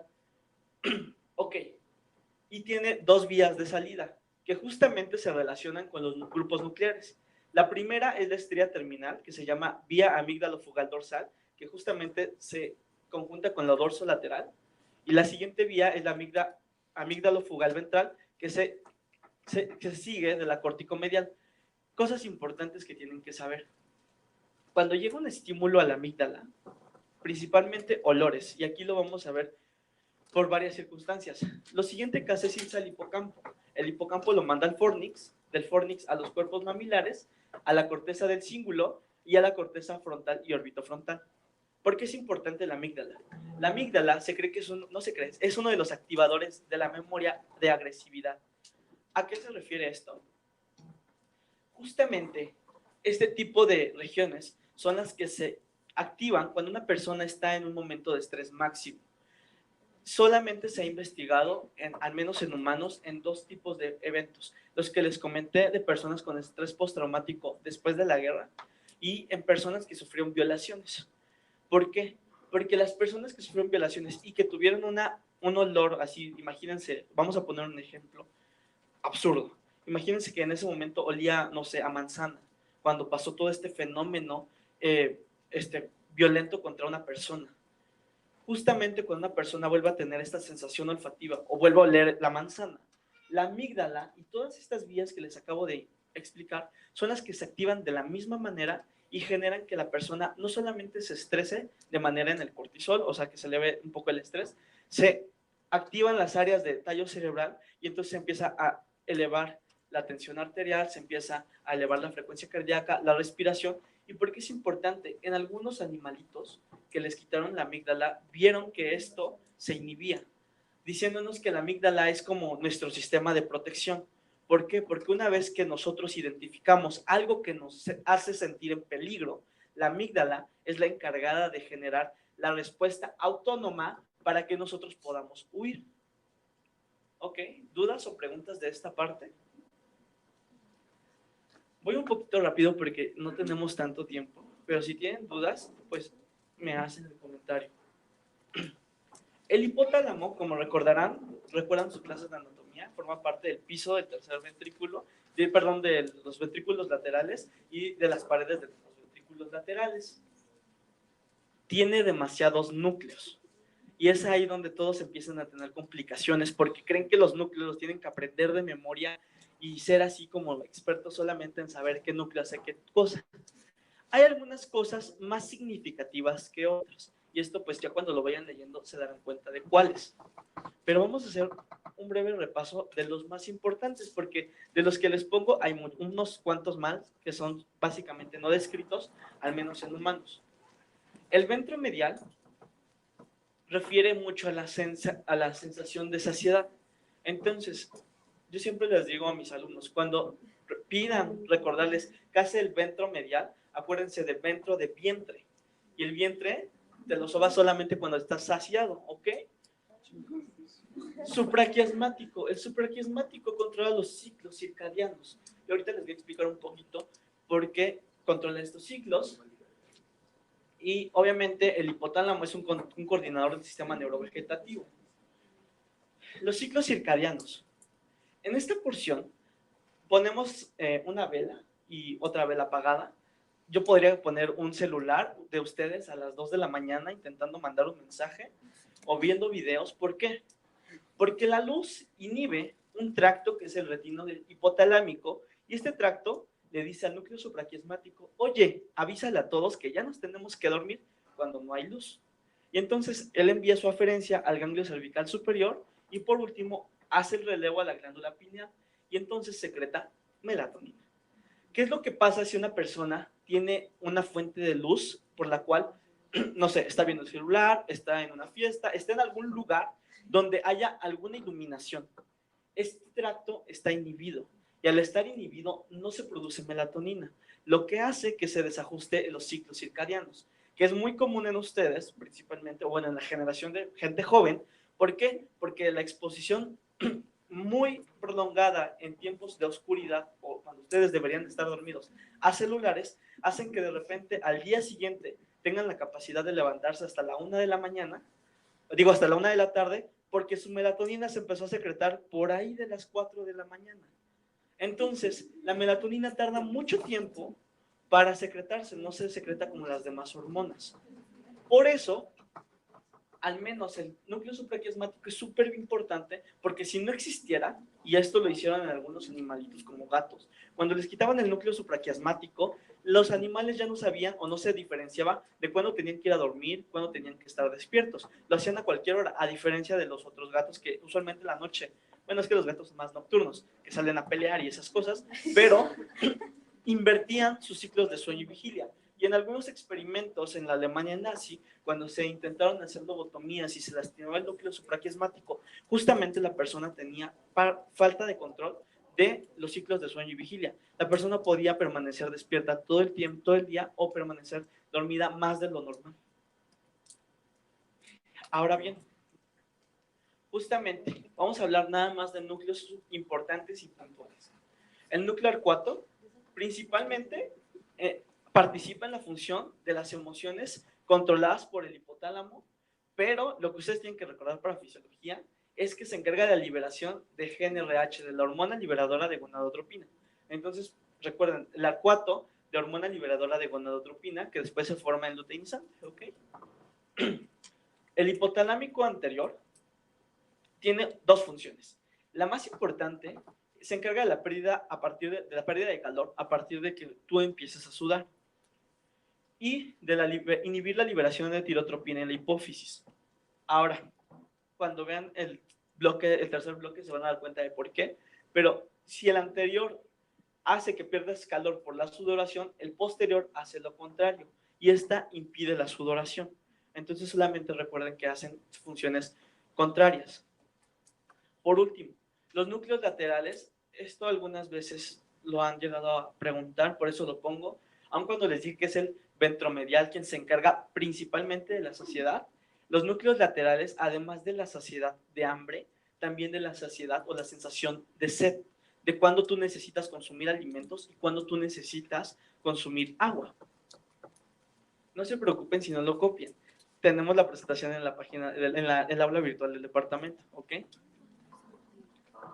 El núcleo mamilar básicamente está relacionado con la memoria y ahorita vamos a ver un poquito de esto, pero básicamente el núcleo mamilar, lo pueden escribir eso sí si quieren en sus apuntes, como es el que inicia el proceso de memoria en el hipocampo. Los núcleos mamilares son los que se encargan de esta función. El núcleo paraventricular se encarga de la síntesis de hormonas como oxitocina, vasopresina y hormona liberadora de hormona corticotropina. Son las funciones más importantes. El preóptico de algunas funciones parasimpáticas, principalmente las relacionadas con tener hambre o alimentarse, la locomoción y el apareamiento.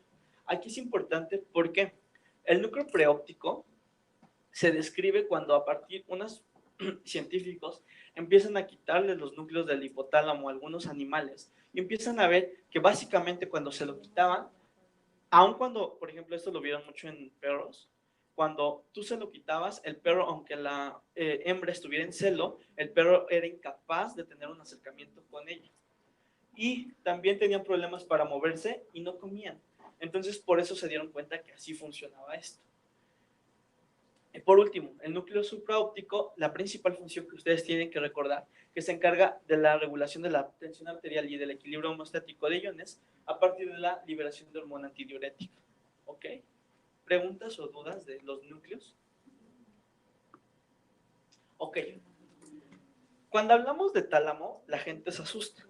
Porque el tálamo, si el hipotálamo tiene muchos núcleos, el tálamo tiene más.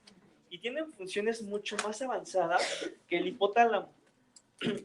¿Cuáles son los núcleos más importantes que ustedes tienen que recordar? Estos cuatro. Núcleos de la línea media. Núcleo dorsal medial, centro mediano y talámicos anteriores. Aun cuando ustedes pueden darse cuenta que aquí pongo demasiados núcleos, principalmente, pero en la imagen solamente les pongo los cuatro remarcados. ¿Por qué son importantes? Estos núcleos son los que llevan a cabo la mayor cantidad de integración neuronal. ¿A qué me refiero con esto? Recordarán que siempre decimos que todos los órganos de los sentidos hacen relevo ¿en dónde? En el tálamo. Es justamente, bueno, ¿excepto cuál? El olfato. Justamente en estos núcleos es donde hacen mayor relevo o utilizan como mayor vía para conducir esto. Esto es una parte muy avanzada que no les van a preguntar seguramente, porque justamente los núcleos de tálamo son una parte de especialización ya cuando estudiamos un poquito más de neurobiología. Pero solamente quédense con que los más importantes para la integración de las señales sensitivas y de los sentidos son el núcleo de la línea media, el dorso medial, el centro mediano y los talámicos anteriores. Ya vimos ahorita, o vieron ahorita con Josué, que los núcleos de la base, pues, esencialmente participan para la formación o la conformación de los movimientos, pero también en el sistema límbico. Y aquí quiero hacer un pequeño hincapié en dos cosas. Las personas que tienen alteraciones de los núcleos basales o que tienen algunas alteraciones, por ejemplo, las parálisis faciales que impiden que puedan mover los músculos de la expresión facial, sí pueden mover los músculos cuando empiezan a reírse, por ejemplo, pero no lo hacen de manera voluntaria. ¿Por qué? Los núcleos de la base, por ejemplo, solamente hay una descripción de un experimento que se hizo en personas que sin tener la emoción y solamente moverles los músculos sin que ellos tuvieran voluntad. ¿A qué me refiero? Si tú decías como a los bebés cuando les empiezan a jalar los cachetes para hacerlos sonreír, ellos sentían la emoción directamente relacionada con la cual se movían los músculos. Si sonreían o los hacían sonreír, la persona sentía un poco de felicidad, o él lo refería como, oye, siento como algo agradable, más que felicidad. ¿Y por qué se refiere esto? El sistema límbico tiene una interconexión con los núcleos de la base que permite esto, que la expresión muscular de una emoción particular conduce a la experiencia subjetiva de la emoción, aun cuando no la sientas. De ahí que muchos neuropsicólogos te dicen que es muy bueno sonreír, aun cuando no estés feliz. ¿Por qué? Porque justamente han explicado, y tampoco es para poner en tabú eso de la depresión, solamente son personas tristes, sino también personas felices, pero sí porque la sensación perceptiva que tienen las personas al sonreír es de felicidad, al igual que muchas personas que tienen la expresión triste o hacen expresiones de enojo, tienen ese tipo de sensaciones de manera subjetiva, aun cuando esto no sea consciente. Y es que algo importante del sistema límbico es que la mayoría de las cosas que hacen no son conscientes. Nadie tiene pensado así como, uy, ya me dio ganas de tomar agua. Solamente van y toman agua y ya. No les está avisando justamente el cerebro como, oye, te hace falta un poquito de sal, te hace falta un poquito de cloro. La mayoría de estas sensaciones son subconscientes. Ahora bien, ya para apurarnos un poquito con esta parte, esta es la que nos lleva un poquito más de tiempo, en el área tegmental ventral. Esta área fue descrita hace no mucho tiempo porque creemos que es una de las áreas filogenéticamente más avanzadas que tienen los mamíferos. Principalmente son poblaciones dopaminérgicas y gamaérgicas pigmentadas con mielina. ¿Qué tipo de poblaciones dopaminérgicas son las que ustedes conocen? Que se pigmentan con mielina, negras así. En la sustancia negra. Justamente el área tegmental ventral, ahorita les voy a enseñar que vean dónde está. Justo en el mesencéfalo. Mucha gente creía que el área tegmental ventral era parte del mesencéfalo. Después se dieron cuenta que no, que tenía otro tipo de células y tenía otro tipo de poblaciones neuronales que le atribuía otros tipos de sistemas. Tiene dos tipos de vías, la mesocortical y la mesolímbica. Como bien lo dice, meso, ¿de dónde es?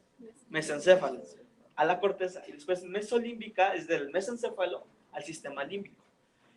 Lo interesante y lo importante que se tienen que llevar del área tegmental ventral es que así como tiene eferencias, hacia estas vías, o sea, hacia la corteza y hacia el sistema límbico, tiene sistema de algo que se llama de recurrencia o como cíclicos, que la misma eferencia funciona como aferencia.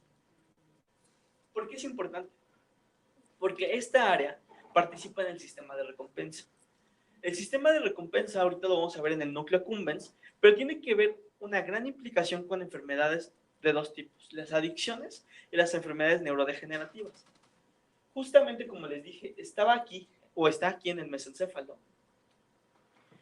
Algunos pensaban que cuando las personas tenían Parkinson y Alzheimer, que son enfermedades casi características de poblaciones dopaminérgicas, decían, ay, también el área tegmental es la que está implicada.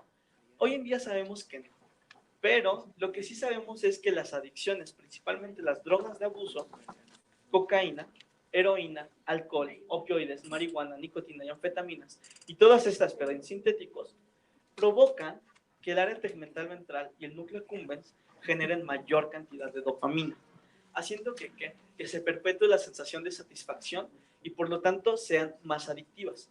Cuando vean en farmacología un poco de esto, van a ver que estas dos primeras de inicio son las que tienen un mayor índice de adicción.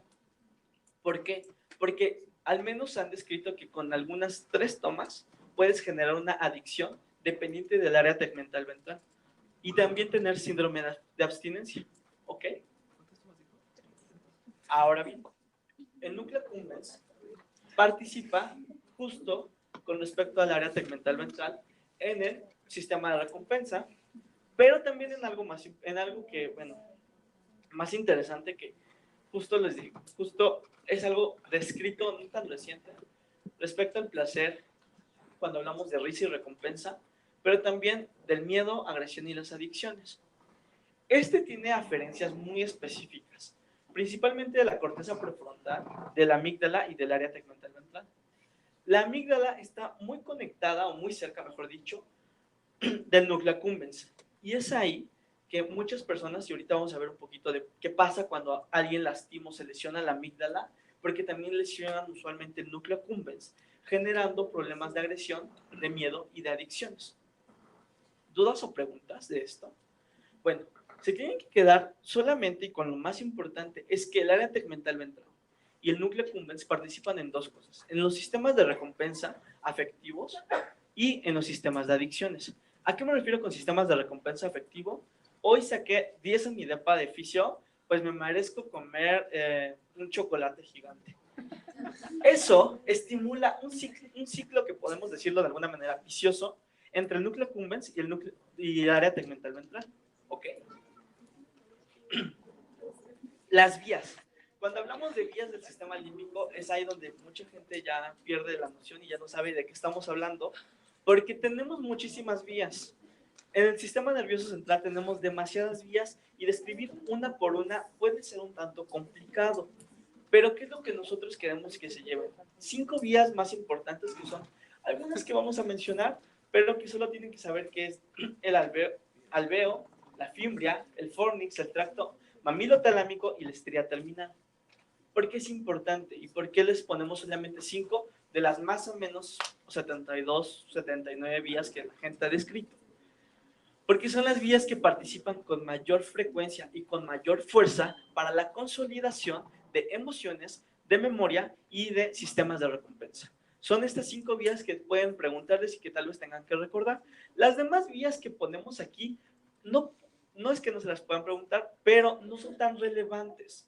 Y entonces el hecho de que ustedes sepan cuáles son las vías más importantes va a hacer que sepan por qué se llevan a cabo esto. Una de las que describen con mayor frecuencia es el circuito de papel.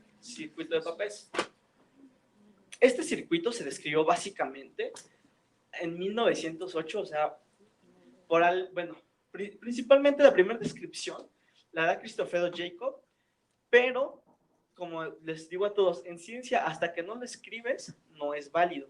Aun cuando él ya tenía algunos escritos no tan formales para decir que existía un circuito que relacionaba todo el sistema límbico, bueno, pues Papez es el primero que agarra y él lo escribe y lo manda a un journal y ahí le dicen, oh, claro, tú descubriste ese sistema, va a llevar tu nombre. Y entonces se llama circuito de Papez por eso.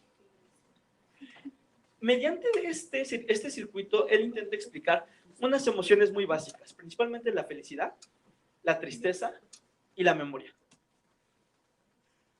Ok, el circuito de Papez no es importante que recuerden cómo va el circuito, pero inicialmente empezamos por el hipocampo. El hipocampo envía su conexión a la fibra del hipocampo, después al pilar posterior del fornix y después al pilar anterior del fornix, al cuerpo mamilar, al pedúnculo anterior del tálamo, al cíngulo y el área septal. Este circuito de Papez sí se denomina un círculo, por eso lo pusimos de esta manera. ¿Por qué? Porque esto siempre va en esta dirección, pero de repente, por ejemplo, los cuerpos mamilares, como les había comentado hace rato, ellos envían conexiones a otras áreas, el cíngulo envía conexiones a otras áreas, el hipocampo un poquito a otras áreas, y de esa manera este círculo pues, no se queda con su propia información, sino que envía eferencias a otras áreas.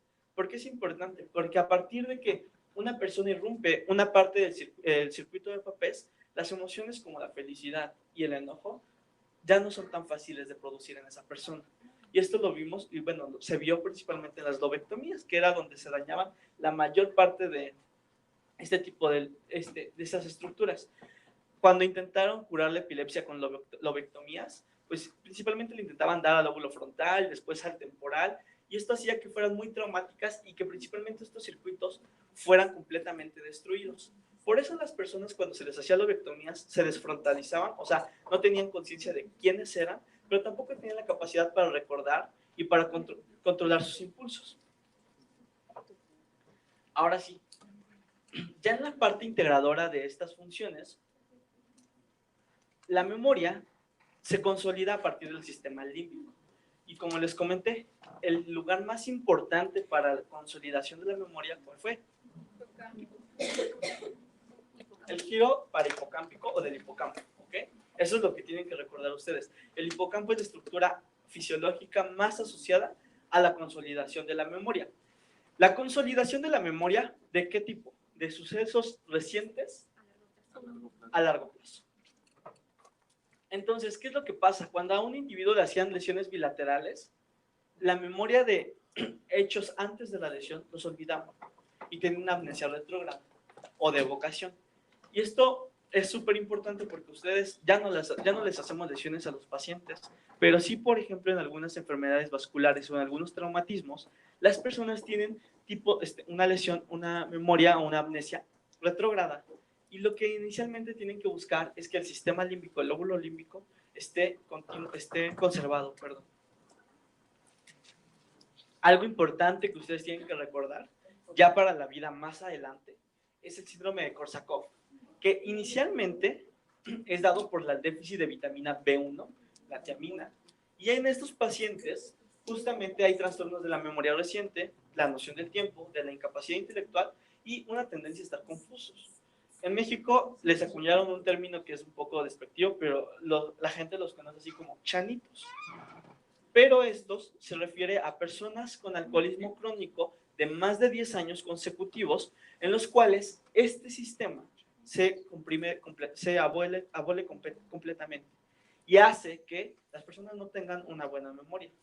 Lo que, por cierto, lo que significa que una vez que se intentan recuperar o tú los intentas recuperar, tienen un déficit de memoria consecutivo. ¿Por qué? Porque se afectan principalmente los cuerpos de Amon, que como les dije, son de las áreas más susceptibles a daño. Por último, algunos autores, principalmente de donde se toma esta literatura, Purves habla de dos tipos de centro, algo que denomina centros de placer y otro que denomina centros de castigo. Las estructuras implicadas en estos centros, principalmente, porque ahí sí podrían preguntarles qué tipo de estructura está asociada a la sensación de felicidad o algo así. Solo recuerden el cíngulo, giro parahipocámpico, núcleo amigdalino, área preóptica, núcleo anterior del tálamo y área septal. Los que son de castigo o de culpa, mejor dicho, son ciertas áreas del tálamo, porque no todo el tálamo participa en esto, el hipotálamo y el tegmento mesencefálico. También el área tegmental ventral, que es lo mismo, tegmento mesencefálico. Ok. Ok. Ya casi por último, un tipo de lesión muy característica, que es la que les comenté hace un momento, que es justamente la lesión de la amígdala. Dos personas, Kluber y Bucy, dijeron, oye, este núcleo está muy grande, porque es un núcleo de 2 centímetros, que en el sistema nervioso es muy grande. Dijeron, ¿qué pasará si nosotros lo lastimamos o lo lesionamos? O mejor dicho, si se lo quitamos. Y esto principalmente lo vieron primero en gatos, después en monos, y no ellos, pero otras personas en la Alemania nazi, hicieron descripciones en humanos. Justamente diciendo o viendo el comportamiento de los animales después de este procedimiento. Lo primero es que las personas no tenían conducta emocional. ¿A qué me refiero cuando no tenían conducta emocional? No sentían felicidad ni tristeza. No sentían la capacidad de generar emoción. Lo siguiente era la agnosia visual. Sí podían ver, pero no podían decir, ¿qué es esto? No podían decir, ¿qué es esto? Sabían que estaban viendo, pero ellos no tenían la capacidad de reconocer qué es lo que estaban viendo. Por último, bulimia o hiperfagia. Tanto dejaban de comer o comían de más, como ya les comenté. Muchos de los núcleos que vimos hace rato tienen que ver con la saciedad. Y por último, y algo muy característico, eran problemas de hipersexualidad. No en personas, porque no se describió esto en humanos, pero sí en animales, que aún con objetos inanimados los animales tenían conductas de apareamiento, aun cuando fueran así, una roca, un árbol o cualquier tipo de cosa. Hacían conductas estereotipadas de actos sexuales. ¿Ok? Y bueno, ya por último, las proyecciones del sistema límbico. Esta es una pequeña porción de lo que pueden estudiar en algún libro, pero tienen que recordarlo. Lo único importante que quiero que se lleven es esto. La corteza cerebral no conecta directamente no hace relevo directamente con el sistema límbico. Todas las entradas aferentes llegan a partir del tálamo. Y entonces tienen que recordar esto. El tálamo es el principal organizador. Es como los acomodadores de direcciones de vuelo en los aeropuertos. Si no es por ellos, todas las aviones chocarían contra ellas mismas o chocarían contra el suelo y habría un gran desastre. Bueno, pues el tálamo es como este tipo de acomodadores de vuelos, porque él es quien dice qué tipo de conexiones llegan o qué tipo de conexiones no llegan al sistema de la corteza cerebral y los hacen conscientes. ¿Por qué? Porque, como les dije, no todas las acciones que realiza una persona son conscientes, algunas solo se quedan a nivel del tálamo y esto hace que, por ejemplo, el deseo sexual en algunas personas obviamente puede ser consciente por el deseo de tener relaciones sexuales, pero no en todas las especies pasa esto.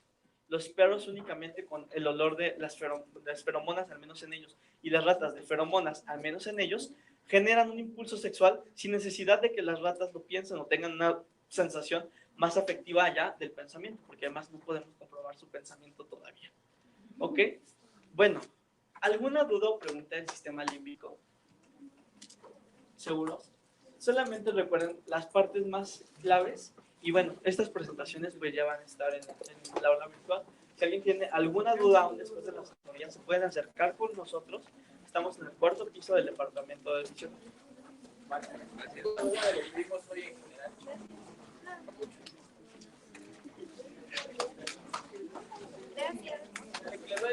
Nos vemos el jueves, sería el último día. El jueves veríamos lo de sueño y memoria, sueño y funciones